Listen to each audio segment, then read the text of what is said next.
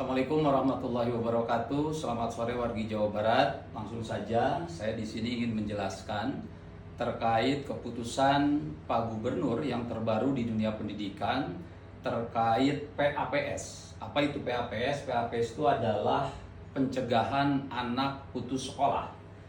Saya menjelaskan ini sebagai mendetailkan dari tulisan saya yang insya Allah berbentuk opini akan dimuat besok di koran Tribun Jabar dengan judul PAPS, pencegahan anak putus sekolah atau pembegalan anak pendaftar swasta.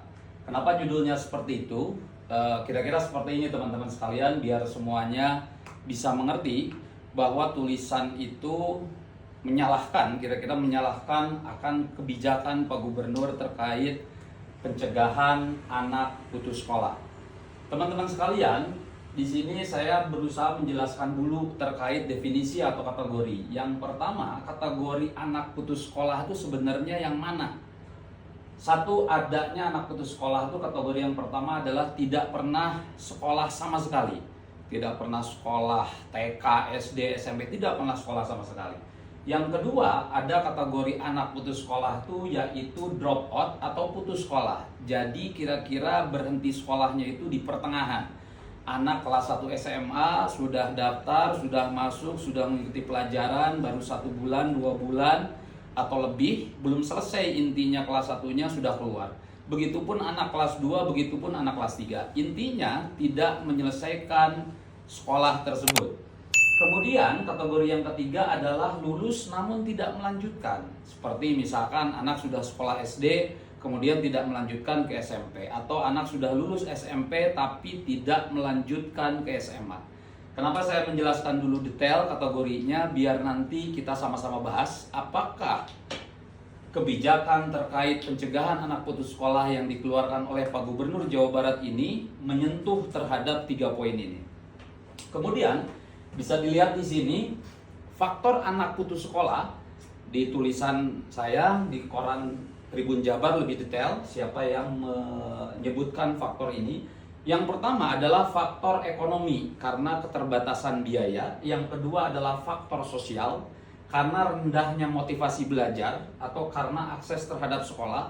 Anaknya males atau misalkan si anaknya memang nggak tahu, nggak mau mencari tahu, bahkan misalkan terkait info-info sekolah terdekat, info-info cara pendaftaran sekolah ke jenjang selanjutnya, atau karena faktor budaya. Faktor budaya itu ada karena keluarga, faktor karena pernikahan dini, belum lulus tiba-tiba menikah, atau udah lulus tidak melanjutkan karena alasan menikah, atau karena faktor lingkungan, karena lingkungannya memang ya lingkungan santai, lingkungan acuh terhadap pendidikan sehingga si anak itu putus sekolah, tidak melanjutkan sekolah. Itu adalah faktor atau penyebab, teman-teman. Teman-teman sekalian, terkait kebijakan PAPS ini, tanpa menjelaskan kategori maupun penyebab, sebetulnya sudah melanggar 2 regulasi yang ada di atasnya, yang seharusnya setiap kebijakan yang dikeluarkan oleh suatu daerah itu tidak melanggar, tidak menabrak regulasi yang ada di atasnya. Yang pertama adalah regulasi Permendikbudristek tahun 47 tahun 2023 yang menjelaskan terkait jumlah rombongan belajar maupun jumlah isi setiap rombongan belajar. Isi setiap rombongan belajar itu teman-teman sekalian dijelaskan di dalam aturan itu bahwa 36 boleh melebihi 36 gitu ya, maksimalnya 36, boleh melebihi dari batas maksimal 36 hingga 50. Sekali lagi hingga 50. Kenapa saya menjelaskan ada 1, 2, 3, 4 terus sampai 12? Biar teman-teman paham betapa banyaknya nanti kuota PAPS yang terambil, karena memang setiap sekolah rata-rata maksimal itu hanya boleh memiliki 12 rombongan belajar atau 12 kelas per setiap tahapnya. Kelas 1 SMA 12 kelas, kelas 2 SMA 12 kelas, maupun kelas 3 SMA 12 kelas. Kira-kira gambarannya nanti 36 maksimal, boleh 50 di kelas yang pertama, kelas yang kedua boleh maksimal 36 bahkan sampai 50 itu boleh. Jadi secara hitungan betul ada pengecualian di sana. Tetapi jika ngobrolin pengecualian, dalam pengecualian itu sudah dibahas jelas di dalam aturan BSKAP tahun 2024. Di sana diatur detail, diatur ketat pengecualian tersebut. Jadi nggak bisa asal, nggak bisa sekolah karena banyak peminatnya begitu saja menambah yang asalnya 36 menjadi 40, 48 atau bahkan 50. Nggak bisa asal. Teman-teman bisa dibaca langsung karena aturannya sangat banyak di sana poin-poinnya. Yang pasti teman-teman sekalian, jika melihat kondisi Jawa Barat yang sangat mungkin untuk diizinkan melebihi dari batas satu kelasnya 36 itu hanya ada di 14 kecamatan. 14 kecamatan se-Jawa Barat, yang mana 14 kecamatan itu belum memiliki sekolah SMA, SMK atau sederajat, baik itu negeri maupun swasta. Sedangkan sebagaimana teman-teman tahu bahwa kebijakan Pak Gubernur terkait PAPS ini se-Jawa Barat, melebihi dari 14 kecamatan tentunya. Yang kedua, kebijakan Pak Gubernur terkait PAPS ini menabrak regulasi terkait ukuran kelas, ukuran suatu kelas. Jadi pendidikan ini saking dipentingkan, saking dipikirin sama pemerintah, termasuk ukuran kelasnya aja diatur sama pemerintah. Di dalam Permendikbudristek tahun 22 nomor 22 tahun 2023, di sana dijelaskan bahwa ukuran kelas itu nyamannya harusnya adalah 2 meter persegi untuk anak-anak SMA. Jadi kalau misalkan kita duduk, nah kira-kira kita tuh di tengah, ke pinggirnya sekian senti, ke pinggirnya sekian senti, depan sekian senti, kira-kira 2 meter persegi itu untuk satu orang. Rata-rata sedangkan teman-teman sekalian, kelas yang ada di sekolah-sekolah SMA di Jawa Barat itu adalah 8 kali 9 meter. Berarti berjumlah 72 meter persegi. Bila mana dibagi 2 meter persegi tadi untuk satu anak, maka jumlahnya pas, hanya untuk 36 siswa saja. Jadi satu, menabrak jumlah karena memang kondisi daerah tadi, kepadatan atau tidak. Yang kedua, menabrak aturan terkait kenyamanan belajar siswa tersebut, yang mana secara ukuran harus 2 meter persegi untuk satu anak. 36 siswa, faktanya kelas di Jawa Barat hanya cukup untuk 36 siswa saja. Karena melanggar regulasi-regulasi tadi, baik jumlah di dalam satu kelas maupun kenyamanan, dapat kita lihat di beberapa media, Pak Gubernur kita menjanjikan 2 hal. Yang pertama, menjanjikan untuk bisa menghilangkan sesak, gerah, dan sumpek karena ukuran kelas tadi cukup untuk 36. Pak Gubernur menjanjikan 2 AC atau pendingin untuk masing-masing kelas yang berisi 48-50. Jadi tidak semua tambahan dari asalnya 36 terus kemudian ada yang 37 mendapatkan AC, tidak. Yang mendapatkan AC adalah hanya kelas yang diisi oleh 48-50 orang. Teman-teman sekalian, setelah saya cek, saya hitung, kelas yang pasti diisi oleh siswa sebanyak 48-50 orang se-Jawa Barat itu ada 732 kelas. Bila mana dikali 2 AC, dikali per AC-nya 4 juta, maka kurang lebih lahirlah angka 5 miliar lebih. Tapi teman-teman sudah terbayang bagaimana jika satu kelas diisi oleh 47 orang atau 46 orang, yang tentu mereka juga sebetulnya membutuhkan AC itu. Lebih penting lagi, di beberapa media disebutkan bahwa anggaran pembelian AC itu tidak akan diambil dari APBD. Apakah benar demikian? Bahkan katanya beliau akan mengambil biaya pembelian AC itu dari para pengusaha yang peduli dunia pendidikan. Tapi apakah boleh penyelenggaraan negara itu mengambil uang dari masyarakat sipil, bahkan pengusaha? Apakah tidak dikhawatirkan akan ada sesuatu maksud tertentu ketika menyumbang penyelenggaraan negara? Atau bahkan ketika dibentrokan dengan aturan tidak boleh ada pungutan sekolah-sekolah, apakah ini bukan berarti pungutan kebutuhan sekolah tersebut yang dipanitiai bahkan langsung oleh Pak Gubernur? Tolong dicatat itu. Lalu Janji Pak Gubernur kita yang kedua untuk menghalau kegerahan, sumpeknya ruang kelas, Pak KDM menjanjikan tidak akan lama kondisi seperti itu. Hanya akan terjadi selama 6 bulan saja, karena kondisinya akan kembali normal menjadi 36 orang per kelas dengan memindahkan orang-orang tambahan PAPS tersebut ke kelas yang baru, kelas yang akan dibangun oleh pemerintah Jawa Barat. Benarkah seperti itu? Jumlah yang diterima kuota PAPS itu jumlahnya teman-teman sekalian adalah 46.282 siswa. Sekali lagi 46.282 siswa. Ketika jumlahnya yang asalnya dipaksakan masuk ke kelas yang sudah ada harus ternyata dibuat ruang kelas baru, maka 46.282 itu dibagi 36 anak, 36 per kelas. Kira-kira akan membutuhkan 1.280 ruang kelas yang baru. Dengan pagu anggaran per kelasnya sebagaimana anggaran 2025 itu adalah 400 juta rupiah per kelas. Jatuhnya berapa teman-teman? 400 juta rupiah dikali 1.286 jatuhnya di 514,4 miliar.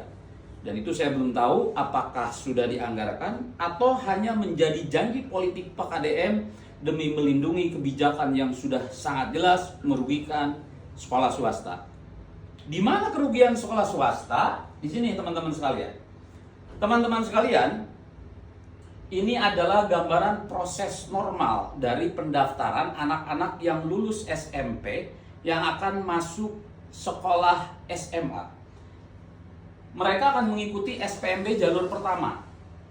Kemudian ada yang tidak lolos tapi ingin mencoba kembali untuk masuk negeri, maka mereka mengikuti SPMB gelombang kedua.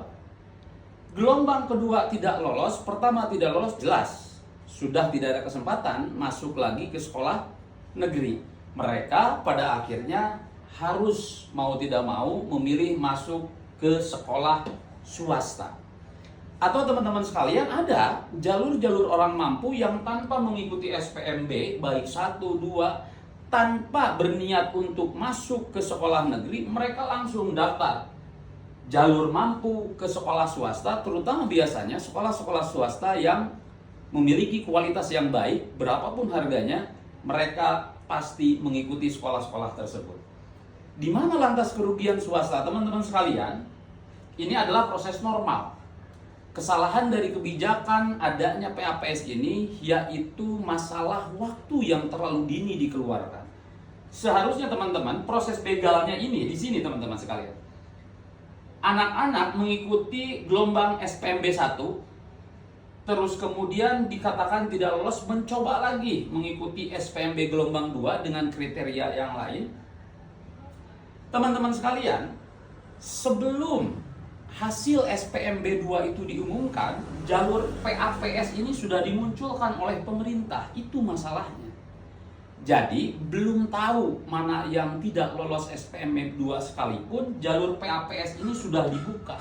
Sehingga tahap yang seharusnya biasanya memilih untuk ke swasta karena tidak diterima di jalur negeri, mereka akhirnya menunggu kuota PAPS. Siapa itu? Jelas mereka yang tidak lolos SPMB 1, jelas mereka yang senang menunggu SPMB 2 pada akhirnya berusaha mengikuti kuota atau jalur PAPS. Berapa jumlahnya yang seharusnya mereka daftar ke swasta? Jumlahnya adalah 46.282. Bagaimana sekolah swasta tidak menjerit?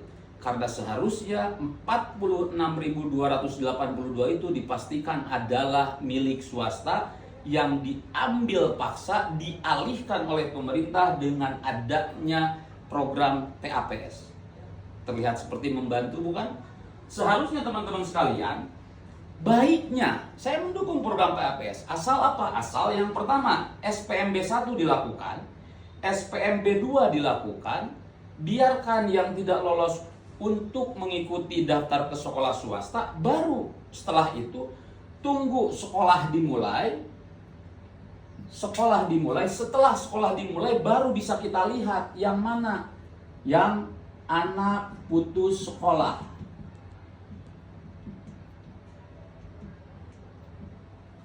Baru kemudian setelah tahu mulai pembelajaran bisa tahu dengan didata oleh pemerintah masing-masing mana anak putus sekolah yang tidak mengikuti ke negeri maupun tidak mengikuti swasta.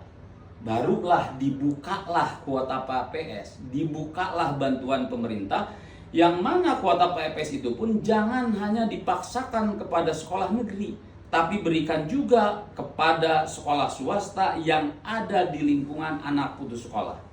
Baik teman-teman, jadi di angka 62.282 yang dipaksakan diterima melalui jalur PAPS itu, pertanyaannya ketika kita kembalikan lagi ke kategori maupun faktor penyebab anak putus sekolah, apakah 62.000 lebih itu adalah mereka yang tidak pernah sekolah sama sekali?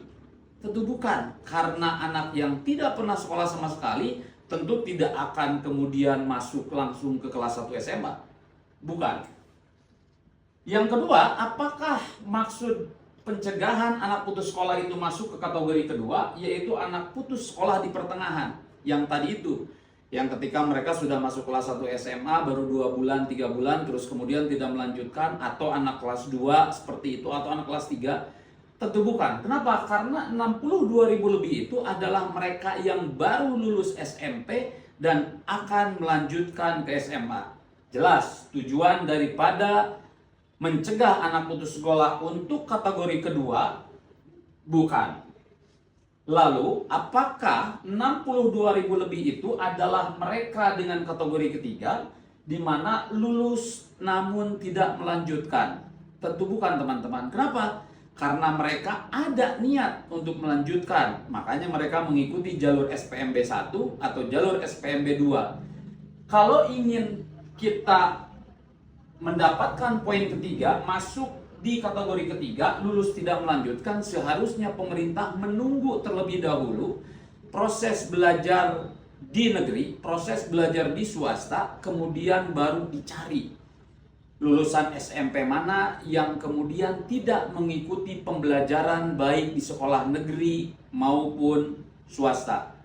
Berarti 62.000 ini juga tidak masuk kategori anak putus sekolah yang ketiga. Selanjutnya teman-teman, apakah 62.000 ini ketika melihat faktor adalah mereka yang terbatas ekonomi? Tidak semuanya teman-teman, dipastikan tidak. Kenapa? Karena saya meneliti banyak teman-teman yang masuk jalur PAPS adalah mereka lulusan SMP swasta yang bonafit, yang secara anggaran, yang secara biaya itu besar dan mahal. Kemudian apakah karena masalah sosial? Apakah karena masalah budaya juga mereka putus sekolah? Yang pasti mereka belum masuk kategori anak putus sekolah. Karena pemerintah bisa mendapatkan kategori anak putus sekolah ketika sekolah sudah berjalan, namun anak-anak itu tidak mengikuti pendidikan baik di sekolah negeri maupun sekolah swasta. Apalagi teman-teman sekalian, ketika mau kita perpanjang lagi bahwa kebijakan PKDM terkait pencegahan anak putus sekolah itu belum kita bahas dari sisi kualitas pendidikan. Bagaimana seorang guru apakah bisa mengajar murid hingga 50, atau bahkan kerugian yang diterima oleh swasta, salah satunya oleh guru-guru swasta ketika guru-guru swasta itu sedang dalam proses sertifikasi, yang mana mereka dikejar jam pelajaran. Ketika murid swasta berkurang, tentu kehidupan di sekolah swasta berkurang, tentu target-target guru swasta, terutama guru sertifikasi, juga akan berkurang.